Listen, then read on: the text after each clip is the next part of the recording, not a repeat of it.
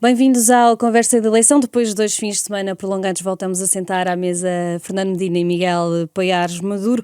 E das últimas horas, a decisão do Tribunal Constitucional que declarou inconstitucional algumas normas da Lei da Nacionalidade e o diploma que previa a perda de nacionalidade como pena acessória para quem cometa crimes graves. Fernando Medina, o Tribunal Constitucional diz que nos vários pontos não é cumprido o princípio de igualdade. Era uma decisão que já esperava que fosse comunicada? Sim, esta é uma decisão que em grande medida era já esperado, já tínhamos aliás antecipado aqui os temas e o Miguel tinha falado mais de uma vez sobre o assunto. Há aqui dois conjuntos de normas. Há aqui um conjunto de normas que é inconstitucional por uma falta de precisão e densificação do conceito que pode violar o princípio da igualdade. Isso tem um tipo de resolução, mas as 4 normas fundamentais, que são uma relativamente à alteração do Código Penal e as outras da Lei da Nacionalidade, que violam flagrantemente o princípio da equidade e da unidade, aliás, do próprio conceito de nacionalidade, criando aqui 2 categorias para os nativos e para aqueles que pedem nacionalidade, que era de todo em todo inconcebível. O Tribunal é muito claro e o Tribunal declara esta inconstitucionalidade por unanimidade, isto é, não sobra ao PSD nem ao Chega o argumento de dizer não, há aqui uma divisão e uma fratura na sociedade, no Parlamento e no Tribunal Constitucional que separa a esquerda e a direita sobre esta matéria. Não há. Há uma unidade daqueles que consideram que não se pode criar, no fundo, um regime de uma nacionalidade menor. A nacionalidade ou se tem, ou não se tem, é adquirida ou não é adquirida, e agora, eu creio que por isso esta decisão é esperada, é muito importante, é positiva, e agora é importante que o Governo reflita sobre esta decisão e não utilize, não procure um enfrentamento com o Tribunal Constitucional e com o país, aliás, nestes sítios, porque estando em causa um princípio da igualdade, e sendo uma decisão, aliás, por unanimidade, seria muito mau que não houvesse a compreensão do que é que aqui está e que houvesse uma atitude de enfrentamento. Que leitura deve tirar o Governo Miguel Poiares Maduro desta decisão do Tribunal Constitucional, uma vez que se trata de uma iniciativa do próprio Governo liderado pelo PSD? Eu, desde o início nesta matéria, disse que havia razões para intervir legislativamente na correção de alguns temas em matéria de imigração, que justificavam, de uma boa vista, não justificavam a abordagem que o Governo adotou mesmo nessa área, mas que justificavam alguma regulação e inversão do que tinha acontecido. Em matéria de nacionalidade, parecia-me sinceramente que não havia justificação para intervir. Mas mesmo intervindo, poderia aceitar que o Governo reforçasse as condições necessárias para demonstrar que a pessoa está adequadamente integrada na nossa comunidade política, partilha dos valores fundamentais dessa comunidade política. Quer do ponto de vista simbólico, quer do ponto de vista substantivo, entenderia isso como não problemático. Acho que também aqui, infelizmente, o Governo foi longe demais. Em algumas matérias foi mesmo bastante longe demais, e acho que este acordo no Tribunal Constitucional confirma isso. Eu fui crítico politicamente, em primeiro lugar, da Lei da Nacionalidade e, sobretudo, ainda mais, da alteração que depois foi separada da Lei da Nacionalidade, que permitiria retirar a cidadania, criar aqueles 2 tipos de cidadania de que o Fernando Medina falava há pouco. Fui particularmente crítico disso, do ponto de vista político, mas também disse na altura que não tinha grandes dúvidas que constitucionalmente não era uma norma aceitável, e esta decisão unânime do Tribunal Constitucional vem confirmar isso mesmo. Importante também, do meu ponto de vista, que nas outras matérias também houve unanimidade, com exceção de uma norma concreta, mas em que houve apenas um voto vencido. Já agora, nos pontos onde o Tribunal Constitucional também decidiu que não existia inconstitucionalidade, se não me engano, o Tribunal também decidiu de forma unânime. E devo dizer, e já agora elogiar até o Presidente do Tribunal Constitucional, porque provavelmente teve um papel importante isso, que me parece, num contexto em que se estava a tentar politizar muito o Tribunal Constitucional, que é importante que uma das decisões mais sensíveis que o Tribunal Constitucional tenha tomado nesta matéria o tenha feito de forma unânime e, portanto, incluindo juízes designados por diferentes partidos políticos, por diferentes maiorias, da magistratura e fora da magistratura. Penso que isso é um sinal importante e que o Governo deve prestar atenção a esse sinal. O diploma regressa agora ao Parlamento. Na sua opinião, o que é que o PSD deve fazer sobre o mesmo, nomeadamente nestes pontos que foram considerados inconstitucionais? Retrabalhar ou esquecer? Eu acho que o ponto da retirada da cidadania está morto, constitucionalmente morto, porque o Tribunal Constitucional é muito claro e bem, é uma discriminação com base na origem. A cidadania, não podemos ter duas categorias de cidadãos. E o Tribunal Constitucional é muito claro e, do meu ponto de vista, parece-me bem que assim seja, e, portanto, esse ponto está definitivamente afastado. E penso que o facto disso ter sido até colocado numa norma, um diploma separado, já indicava que o próprio Governo, não só, que a própria maioria parlamentar tinha percepção disso mesmo. Quanto às outras questões, há uma que tem a ver, sobretudo, não é uma aplicação retroativa, mas com alguns efeitos retroativos relativamente a quem tinha processos em curso e que tinha expectativas legítimas, e que me parece que aí o Governo também não pode fazer nada, e também me parece bem que não possa fazer nada. Acho que as expectativas legítimas têm de ser protegidas, e que até é importante para o país e em termos da nossa imagem internacional, independentemente de quais sejam as nossas opções em matéria de política de imigração ou de concessão da nacionalidade, é importante que elas sejam determinadas de uma forma que assegure segurança jurídica, certeza, para quem queira vir para Portugal. E essa norma parece-me que não o fazia, e, portanto, o facto do diploma vir a ser expurgado dessa norma é bom. Depois há outras duas normas que têm mais a ver, do meu ponto de vista, uma com uma densificação do conceito normativo, que o Governo aí pode realmente intervir e pode vir a melhorar essa norma, e penso que essa correção pode ser feita, e outra que tem a ver provavelmente com dar a possibilidade ao juiz de ponderar as circunstâncias concretas, que é aquela que diz respeito a ter em conta ou não na concessão de nacionalidade, digamos, determinado tipo de condenações criminais. O que o Tribunal não diz que isso é impossível, o que diz é que isso não pode ser automático e não pode ser o único fator decisivo. Portanto, tem de ser ponderado com outros fatores, e isso, aliás, vem na sequência de jurisprudência do próprio Tribunal de Justiça e de outros tribunais europeus, e, portanto, também me parece que aí o Governo pode corrigir, e corrigir num sentido que, do meu ponto de vista, vai melhorar a lei. Fernando Medina, deve o diploma voltar a ser discutido no Parlamento? Considera que há o risco de a direita se voltar a unir e voltar a passar este diploma da Lei da Nacionalidade? Risco há, e se isso acontecer será um enorme erro e um erro grave, e será um grande prejuízo para o país.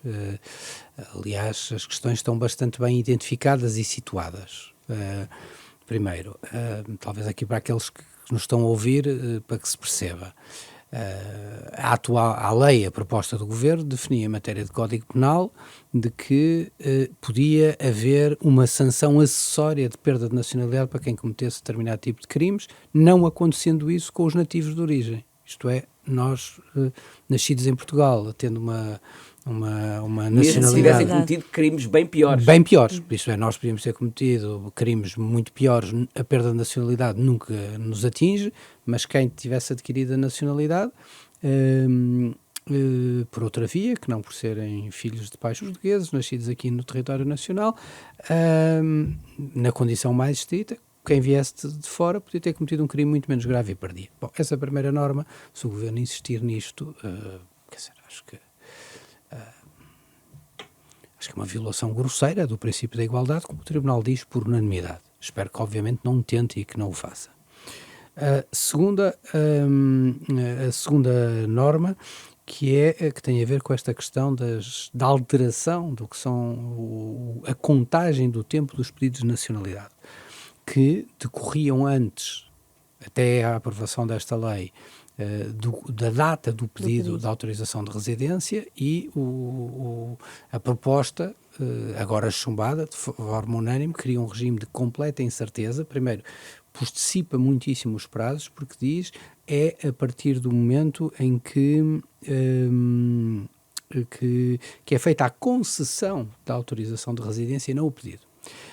Isto introduz não só um princípio de incerteza, porque a concessão é quando a entidade quiser, e em segundo lugar, o delay entre o pedido e a concessão está hoje em vários anos.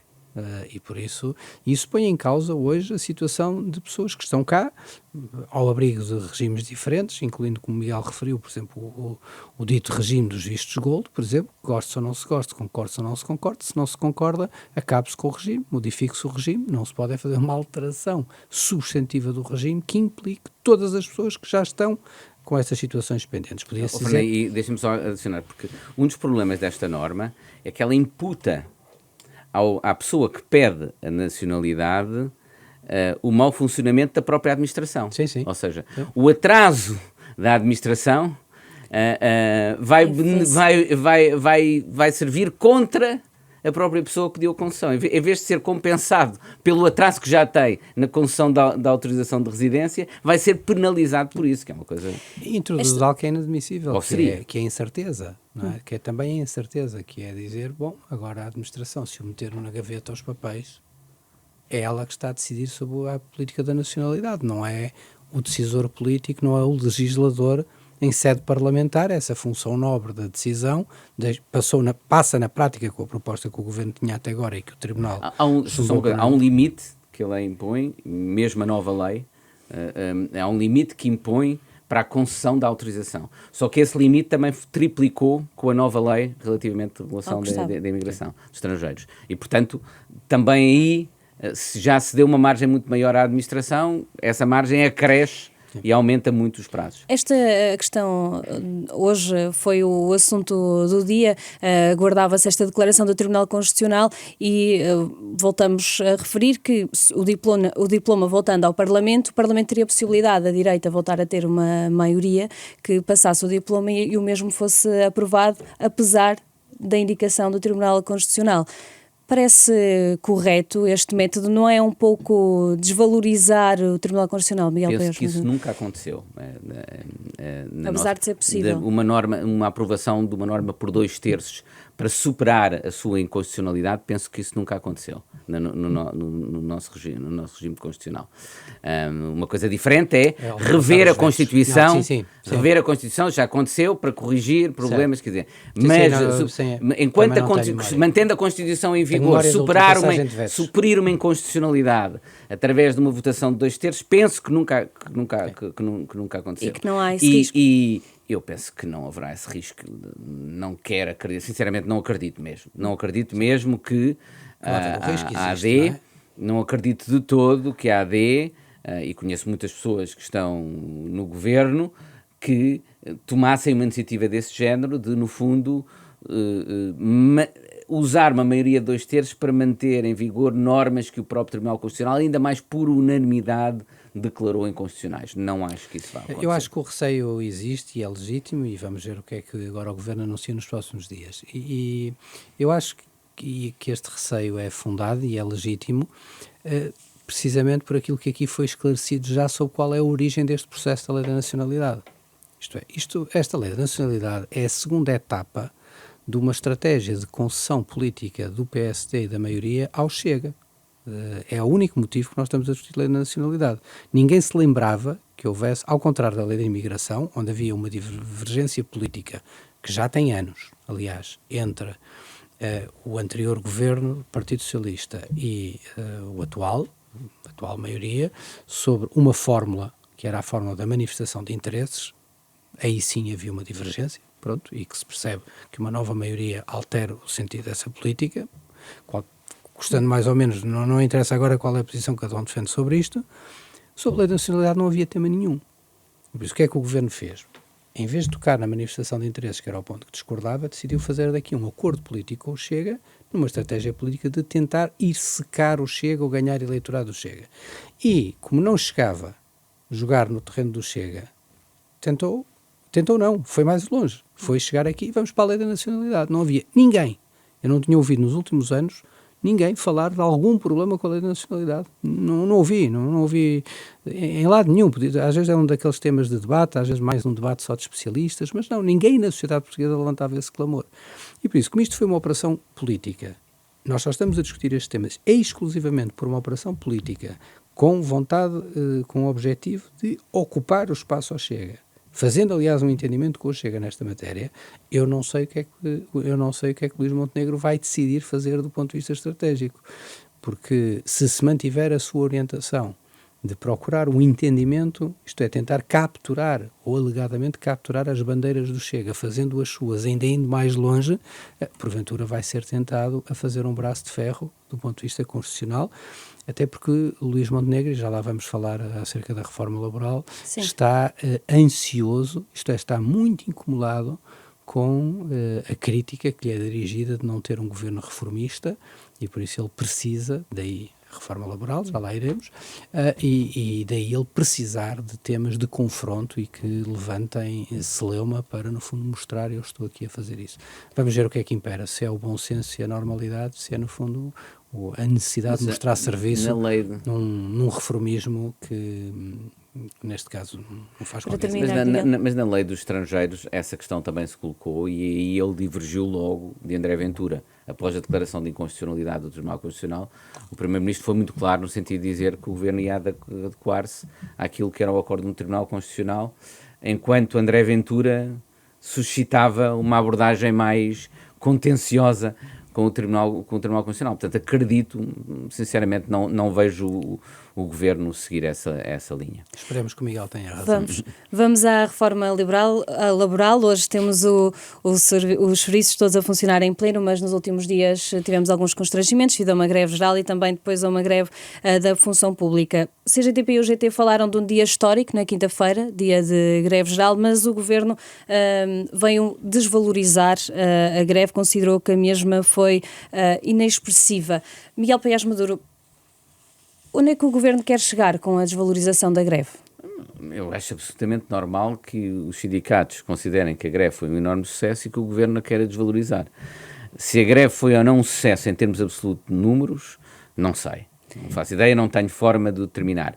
Acho que a greve teve algum impacto do ponto de vista negocial para os sindicatos, mas acho também que o Governo já estava, sobretudo através do Primeiro-Ministro, a corrigir a sua estratégia neste âmbito. Mas Penso que a Ministra do Trabalho adotou uma abordagem inicial muito, digamos, algo confrontacional, e que o Primeiro-Ministro depois veio corrigir e tentar adotar uma estratégia muito mais aberta à negociação. E, do meu ponto de vista, é muito claro.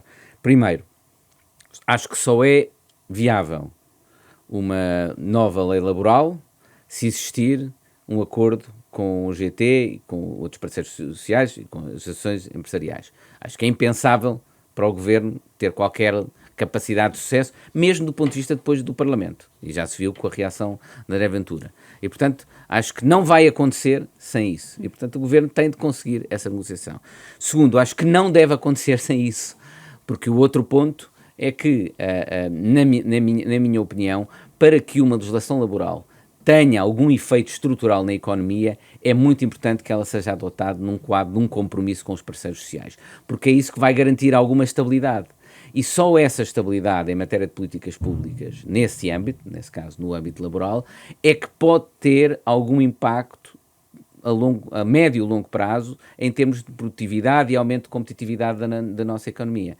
Não há reformas estruturais se elas estão constantemente sujeitas a alterações consoante ciclos políticos. E aqui essa estabilidade decorrerá de um eventual acordo com os parceiros sociais. Portanto, penso que não é viável sem isso e que é desejável que ele ocorra. Depois a questão agora que permanece é como é que se pode vir a conseguir esse acordo. Eu acho que há duas formas de conseguir um acordo normalmente em negociação. Um é o mínimo denominador comum, verem se há um mínimo de coisas, mas isso será pouco ambicioso. Mas a Ministra já recusou voltar à estaca zero, digamos assim. Mas isso eu direi que faz parte da própria abordagem negocial e se calhar até podem ter adotado uma estratégia no Governo em que a Ministra é a polícia má e o Primeiro-Ministro é o polícia bom. Pode ser parte da estratégia do Governo, veremos.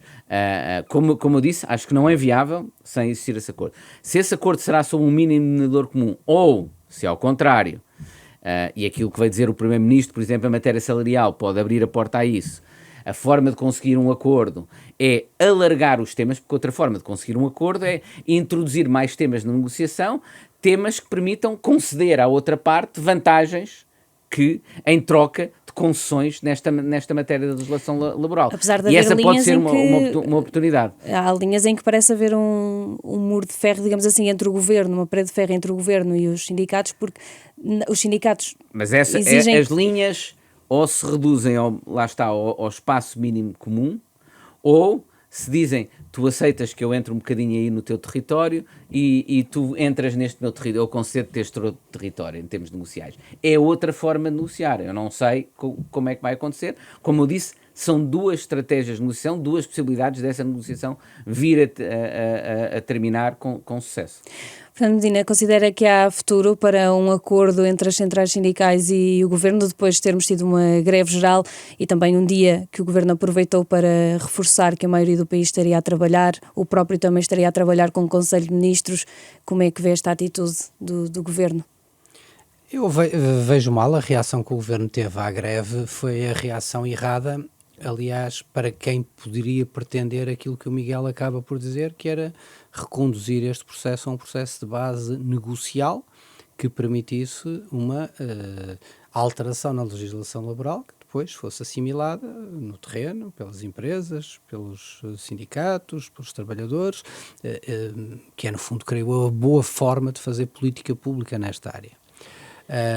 Agora, o Governo não escolheu nada desse caminho. Quer dizer, o Miguel está a falar de um processo que é o processo desejável, mas que eu creio que há muito poucos, não sei se há alguém no Governo a pensar como o Miguel aqui falou. Porque o que é que o Governo fez sobre esta matéria? O Governo desenhou um pacote laboral assente exclusivamente na transferência de peso e de poder do lado laboral, que é o lado mais fraco, para o lado patronal. Aliás, a Ministra do Trabalho, que está a passos larguíssimos a correr para o fundo para fazer companhia à Ministra da Saúde, do ponto de vista da sua incapacidade política, andou um bocado escondida no silêncio durante estes meses e ano, mas, quer dizer, cada vez que fala, faz mesmo companhia à Ministra da Saúde, deve estar todos os dias a festejar sempre que a colega do Governo fala, porque já estão ali quase taco a taco. A Ministra da Saúde ainda está à frente, mas nesta corrida para o fundo do trabalho já está assim mesmo a chegar-se perto. Diz com toda a candura, porque é verdade, que a legislação laboral estava desequilibrada, as empresas, isto tinha desequilibrado mais a favor dos trabalhadores, nós precisamos de equilibrar a favor das empresas, por isso despedir para depois contratar em trabalho, em prestações de serviço com salários mais baixos e menos direito, isso obviamente que isso tem tudo que acontecer. Para si, a Ministra do Trabalho não tem perfil para liderar uma reforma? Eu sei o que é que a Ministra do Trabalho fez até agora e o que é que o Governo fizeram até agora. O Governo apresentou uma proposta absolutamente inadmissível, sem qualquer, ou melhor, inadmissível do ponto de vista de quem se preocupa com a competitividade e a produtividade da economia portuguesa. Nada do que ali está tem qualquer relevância em matéria da produtividade e da competitividade da economia portuguesa. Vamos ver exemplos. Em que é que acabar com o princípio da reintegração, do direito à reintegração de um trabalhador que foi ilegalmente despedido, isto é, que o Tribunal declarou, não é que injusto, ou que, não, é que o Tribunal declara que foi ilegal este despedimento, em que é que o fim do direito à reintegração melhora a competitividade da economia portuguesa? Melhora em nada. A única coisa que melhora é que há uma porta aberta para os despedimentos por vontade dos empregadores quando quiserem. Porquê? Porque se despedem ilegalmente e não têm qualquer sanção sobre essa matéria, nem se repõe a situação original, isto é, o trabalhador é dado como despedido, nem sequer na lei há qualquer mudança do valor das indemnizações previstos. E o Governo fechou sobre esta matéria. O único objetivo pretendido é abrir a porta para o despedimento livre.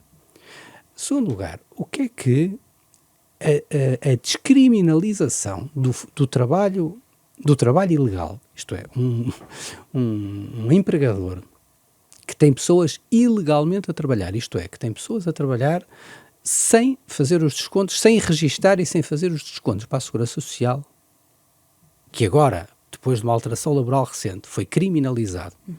E recordo que logo a seguir à criminalização do trabalho ilegal, do trabalho não declarado, houve um registro muito rápido de 300 mil pessoas que foram registadas logo a seguir, nomeadamente trabalhadores do serviço doméstico. Em que é que acabar com isto melhora a competitividade e a produtividade da economia portuguesa? Não melhora em nada, só prejudica. Isto é, nós vamos ter uma empresa moderna que cumpre as suas obrigações, que valoriza os seus trabalhadores, a sofrer a concorrência das empresas de vão de escada que fogem às declarações sobre os seus trabalhadores. E por isso toda esta agenda do Governo é motivada não por nenhuma preocupação de competitividade, de produtividade e de um acordo em concertação social. Nada disto esteve no desenho desta agenda. O que esteve é uma agenda confrontacional para mudar o pêndulo do peso. E é por isso que eu acho que o caminho desta reforma não vai ser o caminho do acordo. Não há protagonistas para esse acordo. Em primeiro lugar, temos a Ministra do Trabalho. A Ministra do Trabalho continua a insistir de que não vai recuar relativamente às suas matérias. Não há lá naquelas matérias nenhuma que seja de acordo sobre nada. Não há nada, quer dizer, não há reflexão. A Ministra está tão fora do tempo e do ar e do modo, já está tão lá embaixo no buraco, que não tem a compreensão de perceber que só uma proposta verdadeiramente desastrada é que junta o GT e CGTP a fazer uma greve geral. Porque isto é a antítese do que corresponde aos interesses estratégicos das centrais sindicais. O GT existe como central sindical e é marca identitária da UGT fazer acordos de concertação. Ao contrário da CGTB, que não os faz, nomeadamente em matéria laboral, não os faz. Mas a UGT afirma-se por os fazer. E não venham com a história de que isto é uma greve partidária, isto não é nada partidário. Votaram a favor desta greve os trabalhadores socialistas e os sociais-democratas. Os sociais-democratas, os trabalhadores sociais-democratas. Nesta falta de um acordo, acredita que, tendo em conta também já as declarações do líder do Chega, depois no Parlamento esta reforma laboral terá luz verde? Por isso é que eu acho que isto vai tudo, acho que aliás André Ventura percebeu logo o ar dos tempos. Tudo de imediato. André Ventura, que passou os últimos meses e as últimas semanas em particular a fazer uma defesa acérrima da legislação laboral. Convém não esquecer essas declarações que ele foi fazendo ao longo do tempo. Não da legislação, da proposta. Da proposta de legislação laboral, peço desculpa, da proposta de alteração ao Código de Trabalho, que foi apresentada em julho. André Ventura, depois da greve geral, percebeu imediatamente o buraco onde se tinha metido. E por isso, nesse mesmo dia, vem dizer não. Aliás, tem uma declaração, a rapidez de André Ventura como é que dizer, desculpe, o descaramento, aliás, político que ele faz estas coisas, dá para tudo. Ele, nesse próprio dia, vem dizer, não, olha, isto é proposta laboral, é só dar às empresas e ao patronato antigo todo o poder para despedir e o risco para os trabalhadores serem despedidos a qualquer momento. Eu sou contra isto. Eu não sou de esquerda, mas Camarada sou contra Ventura. isto. Não, quer dizer, é de uma direita que não é liberal. Nesse sentido, o liberalismo nunca foi. É uma confirmação de que foi não no é, início, exatamente. Foi no início, há uns anos atrás era de uma direita liberal, hoje está numa direita de âmbito mais nacionalista. E por isso, ideologicamente, aliás, o último programa já muda relativamente a essa matéria, e por isso a matriz liberal... É um nacionalismo económico, até na questão da TAP era visível tudo isso. Sim, depois ele confronta-se muito com as cedências que tem que fazer aos seus financiadores e aos seus promotores, muitos deles deste Portugal mais bafiento e este mundo empresarial mais bafiento sobre isto. Mas isto para dizer o seguinte, eu acho que neste momento eu não vejo, era preciso um golpe de asa muito grande do Primeiro-Ministro para poder repor isto nos carris. Eu tenho ideia que ele terá deixado tempo a mais isto nas mãos da Ministra do Trabalho. A Ministra do Trabalho apresenta uma proposta em julho. De julho até agora não houve nenhuma negociação séria, porque na base daquela proposta não é possível negociar nada seriamente, porque quem quer fazer um acordo em sede de concertação? Aqui há duas vias para mudar a legislação laboral. Há do acordo e há da ruptura.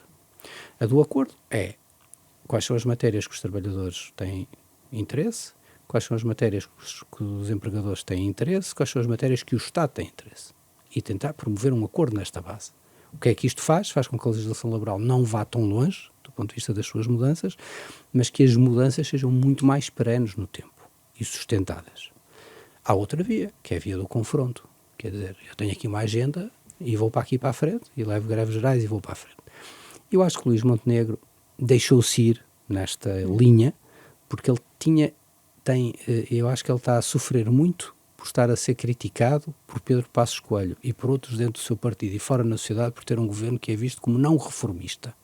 E por isso deixou-se ir na cantiga da Ministra do Trabalho. Agora, eu acho que ele próprio também já terá percebido que isto é um buraco. O meu feeling, se me posso ter aqui, para concluir, o meu feeling sobre isto é que André Ventura deve ter acabado por salvar a noite ao Primeiro-Ministro, que é, ao dizer que não aprova, provavelmente o que o Governo irá fazer não vai promover mais nenhuma grande epopeia nesta matéria, vai aprovar uma reforma, vai enviar para o Parlamento e depois vai deixar que aquilo no Parlamento se desagregue e se entre em estado de putrefação, inanição e que vai acabar num caixote de lixo. A falar das questões salariais, também que o Miguel já tinha introduzido, Luís Montenegro faz uma declaração na última semana a indicar que o salário mínimo nacional, que queria ver o salário mínimo nacional nos 1.600 euros e o salário médio nos 3.000 euros. Parece-lhe uma ambição realista e qual seria o prazo? Eu também gostava de ver o salário mínimo nos 1.800, não é? E o médio 1.600. 1.600. Em média nos 3.000. Agora eu ainda dá mais. Que fosse 1.800. Eu gostaria até que fosse 1.800. Não, demonstra uma... mas atenção, quando um primeiro-ministro diz isso é diferente de quando eu digo isso. Quando um primeiro-ministro diz isso, o primeiro-ministro está a vincular-se politicamente em termos de objetivos que fixa para a sociedade, sendo ele o líder que pode determinar as políticas públicas que contribuam para isso. Portanto, ele vai ser... eu não seria avaliado, quando muito, a Renascença diz, bem, este comentador que andou para aqui a dizer que o salário nós vamos substituir por outro. Agora, o Primeiro-Ministro vai ser avaliado por essa meta que ele próprio estabeleceu. O cumprimento dessa meta depende da capacidade de colocar a economia a crescer mais, depende de aumentar a produtividade. Não será fácil, mas acho interessante que o Primeiro-Ministro tenha fixado... Mas não terá exagerado? Quer dizer, às vezes os políticos são criticados porque colocam as fasquias muito baixas para gerir expectativas e depois conseguir superá-las. Ele, neste momento, com essa declaração, ele colocou a si próprio e ao país uma expectativa muito elevada e vamos ver se ela consegue cumprir. Se ela conseguir cumprir, será realmente uma grande vitória política. Mas imagina, implica duas coisas, que este ciclo político chega ao fim, não é? Tínhamos ainda 4 anos deste governo sem uma crise política, o que já de si é um desafio grande, e que ao longo desses 4 anos a economia tem uma evolução muito significativa e com aumentos de produtividade importantes que permitam esse tipo de salário mínimo e esse tipo de salário médio ou mediano. Eu penso que neste caso estamos a falar do salário mediano. Fernando Medina, o Ministro das Finanças rapidamente veio dizer que era apenas uma ambição, não há nenhum prazo. O que é que lhe parece esta expectativa de um salário mínimo de 1.600 euros? É realista? Parece-me que é tirar uma coisa para o ar em vésperas de uma greve geral. Aliás, a prova do algodão sobre se eu estou a ser demasiado duro e exigente com o governo ou não, vamos fazê-la já em janeiro. É porque o salário mínimo nacional, ao contrário de outras matérias, o salário mínimo nacional é legislado pelo governo, é uma decisão do governo. Não é sequer uma decisão da concertação social, não é uma decisão que precise de acordo na concertação social. Tem sido prática haver um acordo em concertação social sobre a evolução do salário mínimo. Aliás, relembro-me quando o Partido Socialista fez isso, foi muito criticado por duas pessoas, uma chamava-se deputado Miranda Sarmento, a outra era o Dr. Luís Montenegro, que não era deputado à altura, mas presidente do PSD, que eram contra o aumento do salário mínimo, os grandes riscos para a economia portuguesa, mas havia os acordos prévios, mas a seguir, esses acordos, o governo legislava.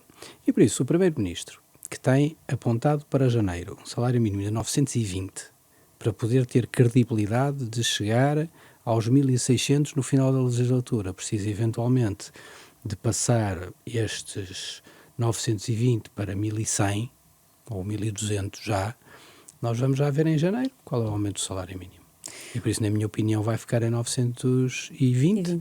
Não se vai passar disto, vai ficar em torno disto, o que só prova que aquela afirmação não tem conteúdo, mas acho que deve ser assacada em todos os momentos e os trabalhadores devem fazê-lo e as oposições devem fazê-lo. Quanto à evolução do salário médio, ou mediano, não sei o que é que o Primeiro-Ministro quis dizer com a expressão. Eu acho ótimo, podem ser 3.000, achava melhor 6.000, 9.000, 12.000, 15, 18, só para usar sempre múltiplos, 21, 30.000. Agora, nenhum Primeiro-Ministro determina este andamento, tudo isto depende, obviamente, do crescimento da produtividade da economia. A produtividade da economia portuguesa não tem crescido muito, aliás, porque a produtividade mede-se pela produção do país, a produtividade do trabalho sobre o número de trabalhadores. Portanto, será difícil a meta? Difícil? Numa legislatura? Então nós estamos com... Numa segunda, imaginando. 10 anos. Já seria a terceira. Já é difícil. Mas eu não quero fazer futurologia, nem sei quais vão ser as taxas de inflação que vão acontecer durante este processo. Mas vamos lá só ter noção de uma coisa. Liminais, às vezes Vamos lá só ter noção muito. de uma coisa. Se tivermos um contexto de inflação baixa, os salários progredirem desta maneira significa que a produtividade dispara. Não é provável que a produtividade dispare quando um país tem uma taxa de emprego tão alta. Isto é, a produtividade faz com que, no fundo, o denominador, número de pessoas, não é? Ao crescer, e se o emprego, por exemplo, cresce, como está a acontecer este ano de 2025, acima do que é o crescimento do PIB, é evidente que até podemos ter uma diminuição da produtividade. Produz-se mais riqueza no país, há mais emprego no país, a economia cresce e a produtividade cai. Pronto. E por isso, acho que isso, com franqueza, acho que foi uma afirmação e um tema sem particular sentido. Se é para ser aspiracional, acho muito bem, e acho que para ser aspiracional, eu acho que é por pouco. Eu acho, menos de 15 mil parece-me assim uma coisa muito frouxa, muito pouca ambição. Já estou como o candidato Coutinho de Figueiredo, é preciso pôr ambição na coisa e atirar para cima, etc, etc. Agora, quanto ao salário mínimo, o Primeiro-Ministro tem que ter cautela. Quando tem que ter cautela, não pode dizer as coisas como diz, porque estamos a falar de um aumento de salário mínimo que vai praticamente a 50% acima daquilo que o Governo prometeu para o fim da legislatura. O Primeiro-Ministro, ao falar nisso, vai cumprir, tem condições para cumprir, sabe qual é o caminho para cumprir, tem Ministro das Finanças para cumprir. É porque, vamos lá, é pegar nas declarações. O Ministro das Finanças, sob níveis muito mais baixos de salário mínimo, chamava que isto era uma péssima política que o Governo do PS estava a fazer, porque isto era um risco para a competitividade do país. Coisa que não teve razão nenhuma, foi desmentido pela prática, pelo contrário, foi um instrumento do crescimento económico do país. Para concluir. Acho que isto não vai dar em nada. Foi mais uma tentativa desesperada de um Primeiro-Ministro, porventura, tentar alargar uma plataforma onde não tinha nenhuma, porque ele, como em matéria de legislação laboral não tem nada para dar aos sindicatos, porventura tentou por aqui, mas acho que também não vai ter resultado nenhum, porque eu não acredito. Mas nós vamos ter a prova disto já em janeiro. Já no final deste ano vai sair um decreto que aprova o salário mínimo e pode ser, aliás, dos primeiros que nós comentemos aqui. Recuperar os 1.600 euros. Vamos aguardar. Fernando Medina, Miguel Paiás Maduro, muito obrigada. A conversa de eleição regressa na próxima segunda-feira. Até lá.